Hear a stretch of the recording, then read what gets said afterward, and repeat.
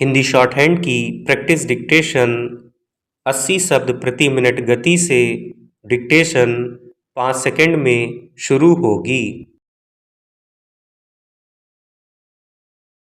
Start. मिलने जुलने का संदर्भ आमतौर पर इस तरह देखा जाता है कि हम अपने घर परिवार से लेकर मित्रों परिचितों और अन्य लोगों से भेंट मुलाकात बातचीत और विचार विमर्श करते हैं और उससे समाज का एक ऐसा दायरा बनाते हैं जो हमारे अपने लिए भी जीवन तत्व का वाहक बनता है। मगर हमारे भीतर क्या कोई ऐसा कमरा है जहां हम अपने आप से मिलते हैं? आज के समय में यह प्रश्न थोड़ा अनुपयुक्त सा लगता है क्योंकि हमारे चारों ओर इतने लोग हैं, दोस्त, परिवार, दफ्तर, भीड़, समुदाय और अब तो मोबाइल की स्क्रीन पर हर समय कोई न कोई किसी रूप में उपस्थित रहता है। मगर इस सारी उपस्थिति के बीच क्या हमने कभी यह देखा है कि हम अपने भीतर कहाँ रहते हैं, किस जगह लौटते हैं जब शब्द थक जाते हैं, जब शोर भारी हो जाता है, जब हम किसी को कुछ समझा नहीं पाते और किसी से कुछ सुन नहीं पाते, उस जगह का नाम ही शायद हमारे भीतर का अकेला कमरा है।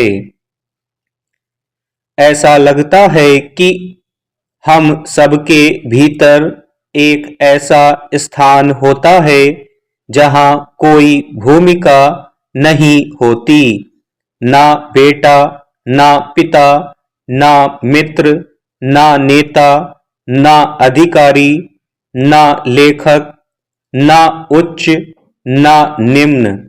बस केवल हम होते हैं, मानो धरती के नीचे बहती शांत, गहरी और सच्ची जलधारा। वहां कोई शोर नहीं होता जिससे हम ध्यान भटका सकें, वहां कोई प्रशंसा नहीं होती जो हमारी थकान पर फूल रख दे, कोई रोशनी नहीं होती जो रास्ता दिखा दे। वहां हम ही होते हैं अपने सबसे सच्चे रूप में। शायद इसी कारण हम उस कमरे को लंबे समय से टालते आ रहे हैं। यह कमरा हम में से बहुतों के जीवन में धीरे धीरे बंद होता जा रहा है, या फिर इस तरह भर गया है कि भीतर प्रवेश की जगह ही नहीं बची। हमने अपने जीवन को इतनी भाग दौड़, इतने संकेतों, उत्तरदायित्वों और इतनी अपेक्षाओं में बांध लिया है कि हम अपने भीतर की शांति से दूर होते चले गए हैं।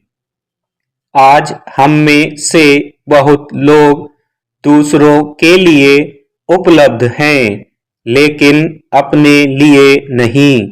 कभी कभी सुबह की चाय के साथ या रात को सोने से पहले एक क्षण आता है जब मन हल्का सा ठहरता है, लेकिन उसी क्षण हम फोन उठा लेते हैं खुद से बचने के लिए, क्योंकि अपने भीतर लौटना कठिन है। दरअसल हमारे भीतर का अकेला कमरा डर का स्थान नहीं, पुनर्मिलन का स्थान है। वहीं हम सीखते हैं कि जीवन केवल लक्ष्य नहीं, अंतर यात्रा भी है। स्टॉप।